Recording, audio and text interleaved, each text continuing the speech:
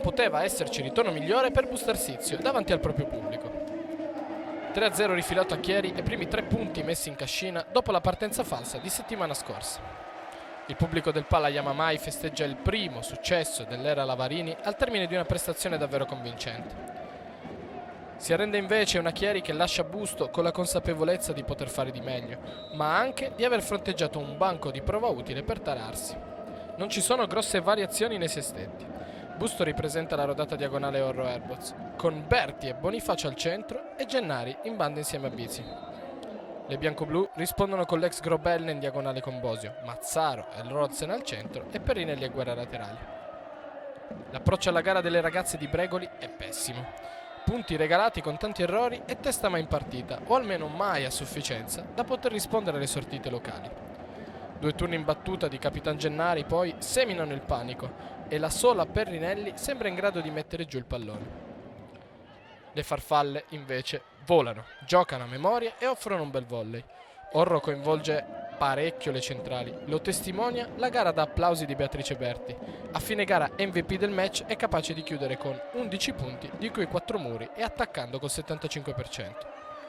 Nel secondo parziale è un'altra Chieri. Le collinare ritrovano fluidità e riescono a evitare un po' di più il muro. Guerra riesce a svincolarsi dalla ricezione obbligata e diventa un'arma in più.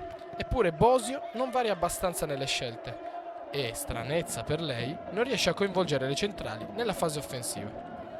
Ad alzare il ritmo però è anche Britt Herboz, che sale in cattedra quando inizia a mancare il ritmo e l'ottima difesa di Busto fa il resto. Nei momenti tesi poi entrambi gli allenatori provano a cambiare. C'è spazio per Acrari da una parte e Karstalou dall'altra, con la prima meno efficace della seconda nel suo impatto sulla gara. 25-19 è il finale sia del secondo che poi del terzo set, dove la Wiba viaggia sulle ali dell'entusiasmo. Le chieresi fanno fatica, ma riescono a rimanere a contatto. Per farlo però tornano a soffrire eccessivamente il servizio, con la ricezione che difficilmente riesce a riciclare palloni facili per Bosio. D'altro canto, le Bustocche sembrano conservare margine persino nella loro marcia. Orro spazia, le compagne attaccano con fluidità e tornano a far dominare il muro, con ben 7 muri punto nel solo parziale.